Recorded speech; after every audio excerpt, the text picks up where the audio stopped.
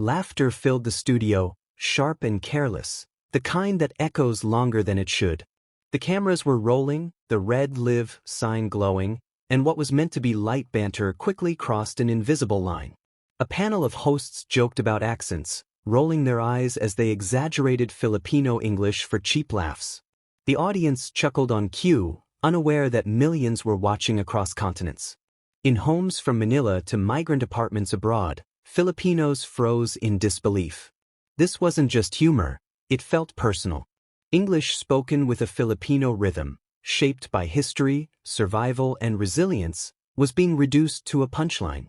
The hosts smiled, confident they were untouchable, unaware that the next few seconds would completely shift the mood of the broadcast. What followed wasn't scripted, rehearsed, or planned by any producer. It was raw, real, and powerful enough to turn mockery into regret before the segment could even cut to commercial. The show itself was popular, known for edgy humor and viral moments. Ratings thrived on controversy, and the hosts had built careers by pushing boundaries. That night's topic was global English accents, framed as playful cultural commentary. But when Filipino English came up, the tone changed. Words were mispronounced deliberately, grammar was mocked, and stereotypes were casually thrown around. To the hosts, it was harmless comedy. To many viewers, especially Filipinos who grew up being corrected, laughed at, or silenced because of how they spoke, it reopened old wounds. English in the Philippines is more than a second language. It's a tool forged through colonial history, education, and global labor. Millions of Filipinos use it daily to work abroad, teach, care, negotiate, and survive. Reducing it to a joke ignored that reality. And sitting just off camera was someone who understood this deeply, waiting for their turn to speak. That someone wasn't a celebrity guest or a polished media personality. They were introduced simply as a language and culture consultant, invited to add academic context to the discussion. Quiet, composed, and noticeably uncomfortable as the jokes escalated, they listened intently. The hosts barely acknowledged them at first, too busy entertaining the crowd. Social media, however, was already reacting in real time. Clips were being recorded, comments flooding in, outrage building second by second. But the real turning point didn't come from Twitter or trending hashtags. It came from a single request made calmly on live television. As the laughter died down, the consultant leaned forward and asked, politely but firmly, for permission to respond. The studio hesitated. Producers exchanged glances. The hosts shrugged, still smiling. They had no idea that giving up those next few seconds would change the entire narrative of the night. When the consultant began speaking, there was no anger in their voice, only clarity. They spoke in Filipino English, unapologetically, confidently, and with precision. Each sentence was structured, thoughtful, and articulate. The contrast was immediate. The same accent that had just been mocked now delivered insight that commanded attention. They explained how Filipino English developed, its roots in education systems, its consistency, and its global recognition in linguistics.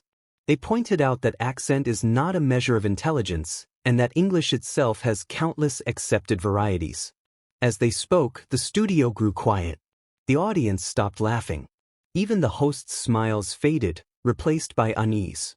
This wasn't a confrontation, it was an education unfolding live, exposing the shallowness of the earlier jokes without directly attacking anyone.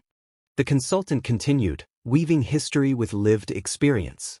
They spoke about Filipino nurses, engineers, teachers, and seafarers who use English daily in high-stakes environments. About call center agents trained to neutralize accents because the world refuses to listen otherwise. About children taught early that sounding too Filipino could close doors. Each example landed softly but deeply. The power of the moment came from restraint. No raised voice. No dramatic pause. Just truth spoken steadily. The hosts shifted in their seats. One glanced at their cue cards, another avoided eye contact. The cameras caught everything. Viewers could sense the regret setting in, not the performative kind, but the uncomfortable realization that a line had been crossed publicly and it couldn't be edited out. What made the moment even more impactful was how relatable it felt. For Filipinos watching, it mirrored countless personal experiences, being corrected mid-sentence, laughed at in classrooms, or underestimated in meetings abroad. For non-Filipino viewers, it was an unexpected lesson in humility. The consultant didn't ask for sympathy, they demanded respect through competence. They emphasized that language evolves wherever it's used, and Filipino English is not broken English. It's localized, functional, and legitimate. The studio audience, once primed to laugh, began nodding. Applause broke out, hesitant at first, then stronger. Live television thrives on unpredictability, and this was one of those rare moments where reality overpowered entertainment. The show had intended to go viral for humor. Instead, it was becoming viral for accountability. One host attempted to recover with a joke, but it fell flat. The energy had shifted irreversibly. Another host cleared their throat and offered a half-smile apology, trying to frame the segment as all in good fun. The consultant responded gently but firmly, explaining that humor often reflects power dynamics, and that punching down, even unintentionally, has real consequences. That sentence alone echoed across social media within minutes. Screenshots, clips, and reaction videos multiplied. Filipino communities abroad shared the moment with pride, calling it a rare instance of being seen and defended on a global stage. Meanwhile, the show's producers scrambled behind the scenes, aware that damage control was inevitable. As the segment ended, the consultant was thanked quickly, almost rushed off camera as the show cut to commercial. But it was too late to contain what had happened. The clip circulated worldwide, gathering millions of views overnight. Headlines shifted from mockery to reckoning. Live TV backfires, accent shaming exposed, and Filipino English gets the last word trended across platforms. People who had never thought twice about accents began reflecting on their own biases. Teachers shared the clip in classrooms. Migrant workers sent it to family group chats. For many Filipinos, it wasn't about winning an argument. It was about dignity being restored in real time. The following day, the network released a formal statement. It acknowledged that the segment had caused offense and promised internal discussions on cultural sensitivity. One host issued a personal apology video, visibly uncomfortable, admitting they hadn't understood the impact of their words. Another went silent entirely. Advertisers began distancing themselves. What started as a few careless jokes now carried professional consequences. This wasn't cancel culture, it was accountability unfolding publicly. The consultant, meanwhile, remained mostly offline, declining interviews at first. When they finally spoke, it wasn't to gloat. They reiterated that the goal was awareness, not punishment. That restraint only amplified public respect. The story resonated because it touched a universal nerve. Accent discrimination isn't unique to Filipinos, it affects immigrants everywhere. But Filipino English carries a specific weight, shaped by colonial history and global labor migration. Many Filipinos are praised for speaking good English, yet mocked the moment their accent surfaces. The live TV incident exposed that contradiction perfectly. It showed how quickly society equates sounding foreign with being inferior, even when the speaker is fluent, educated, and competent. By simply existing confidently in their accent, the consultant challenged that narrative more effectively than any argument could. Months later, the clip was still being shared. Universities invited the consultant to speak. Language organizations cited the moment in discussions about world Englishes. Even some of the show's fans admitted their perspective had changed. The hosts tried to move on, but the incident became a permanent footnote in their careers. Every rerun of the clip served as a reminder that live television doesn't just broadcast entertainment, it reveals character. The regret wasn't just about public backlash, it was about being confronted with one's own ignorance on an unfiltered stage. For young Filipinos, especially those growing up abroad, the moment became a reference point. Teachers played it during discussions on identity. Parents shared it with children who felt embarrassed about how they spoke. It offered something rare, validation without exaggeration. The consultant didn't need a dramatic monologue or a viral catchphrase. Their calm confidence did the work. It proved that respect doesn't always demand confrontation.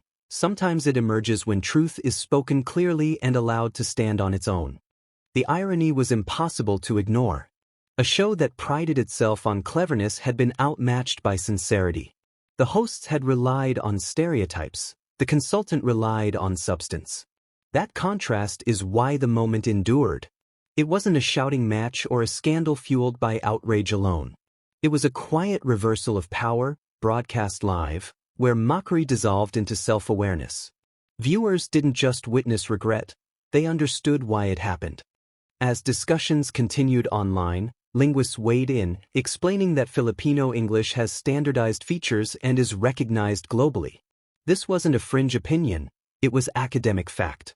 Yet many admitted they had never questioned why some accents are accepted while others are ridiculed. The live TV moment forced that question into mainstream conversation. It reminded audiences that language is tied to identity, and mocking it often means mocking the people who carry it. What made the story especially compelling was its simplicity. There was no grand stage, no dramatic reveal. Just a few seconds of permission given on live TV, followed by words that couldn't be undone. The regret was visible because it was genuine. The hosts hadn't expected to be educated, they expected to be entertained. That mismatch changed everything. Even years from now, the clip will likely resurface, not as a relic of outrage, but as an example of how quickly narratives can flip.